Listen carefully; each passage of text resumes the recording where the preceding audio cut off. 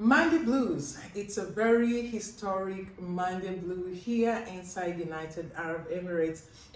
If you want to know what I'm talking about, please stay tuned to the channel. My name is Lizzynjoga, and of course the channel is QTV by Lizzynjoga. We are a leading information channel, especially on matters concerning the expatriates here in the Middle East and more specifically in the United Arab Emirates. So today is the official first working day of the year. What am I talking about? It's no more Sunday, it's rather Monday. So that is why we say Happy New UAE, or Happy New Year if you like. The year is 2022 and effective of 1st.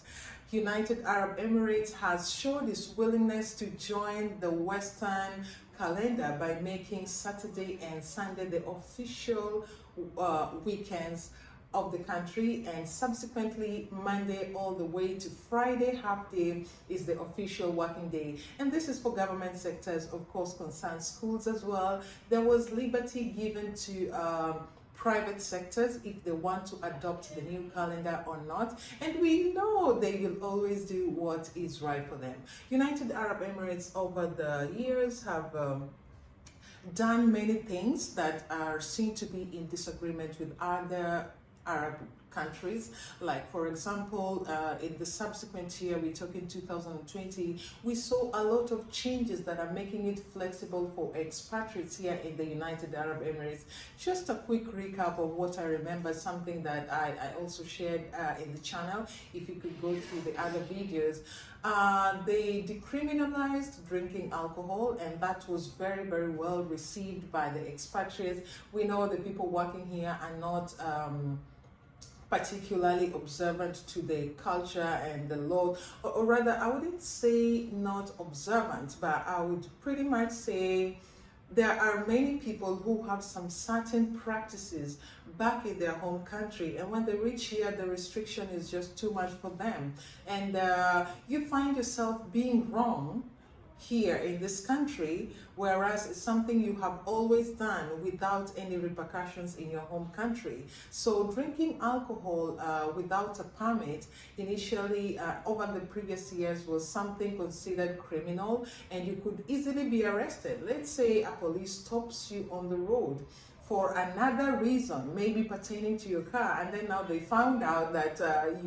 you have some content of alcohol in your system, you could actually be arrested for that. To see how critical it was back in the day, and that has been decriminalized, and of course people are being responsible while they do that. But it's a good thing to know that I am not on the wrong. It's a good thing to know that I don't have to hide doing this. So that is among the steps that they made that no any other Arab country has done.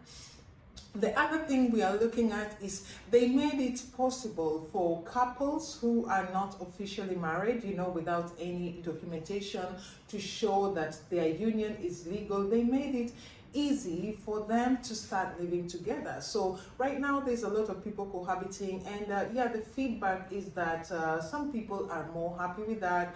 They are easily managing things that they would not manage when they were living by themselves individually, and this is also something that was received very well, especially with the European and Americas. If I could just make it very plain, it was very, very well received by the rest of the world, except the Arabic nationals. I'm sure they are happy about this as well, but culturally, they may not really show it. They may not show appreciation for this kind of steps in the direction to be accommodated with the rest of the world. The other thing that we also saw is that something else that is going to be effective by next month, which is February, it will now allow people who are singles. When I say singles, is somebody who cannot officially show that they have a legal document to show that they are married to someone. Now the law is going to permit them to be able to have children here. So there will be no need for people to travel to India, to Egypt to procure abortions. There will be no need for someone to be scared if they are retaining the pregnancy. There will be no need to have to run back to your home country. Of course, we know the costs are not easy. Of course, we know some of these people are not necessarily prepared for the situation that they're facing. So this is among the things that has been lifted, and it's really helping people to try, and it's really helping people to live peacefully here. It's really helping people to know that whatever they do, they can do with a clear conscience and with a clear mind. The other thing that they also bring in place was the freelance visa.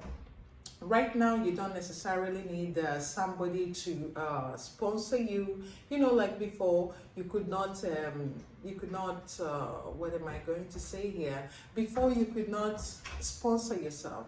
You had to come in through a company to have your residence. And now there is a lot of options, you know, the golden visa, which you just need to invest a certain amount of money in the country, whether it's in landed properties, whichever way, they have like a minimum amount of investment that will give you the golden visa. And now, of course, we know the golden visa is 10 years. So there has been a lot of changes in the right direction that makes United Arab Emirates a more desirable country to live in as compared to its other counterparts or its neighbors. So looking at what these changes is going to mean for you and I, who are not indigenous people, if I may use that word. Right now we can get to do our normal practices that we had back in our home country. We can apply the same here, and this is not only limited to our work, it's also stretching to education. For some of us who are having our families here and the kids are studying here, it makes it easy to hop on and off from one academic structure to another. So children will not really feel that sharp divide in terms of routine.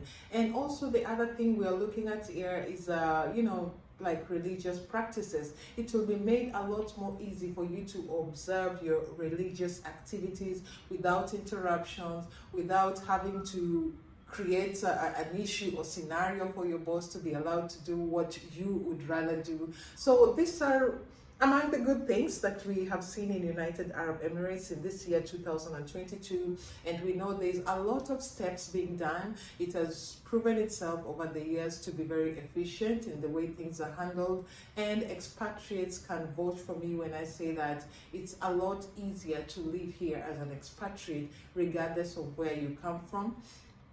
I know maybe some of us have experienced a lot of bottlenecks when it comes to getting jobs or when it comes to equality in terms of payment.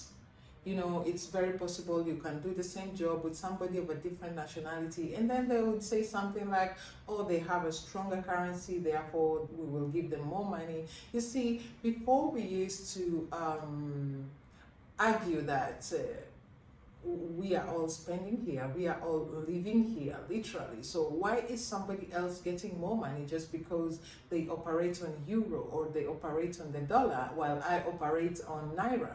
You understand? So it has been made a lot more easy and a lot more flexible. And you know, the equality is blanket, but not everyone really gets a fair share of it. But it's all good because everyone is taking note. Any grievances that has been raised by expatriates in general is raising to, you know, the administrative bit of the country, and they are making sure that all these things are, you know, are ticked out one by one. So it's a good thing to be able to work on Monday. So all of you, welcome back to work.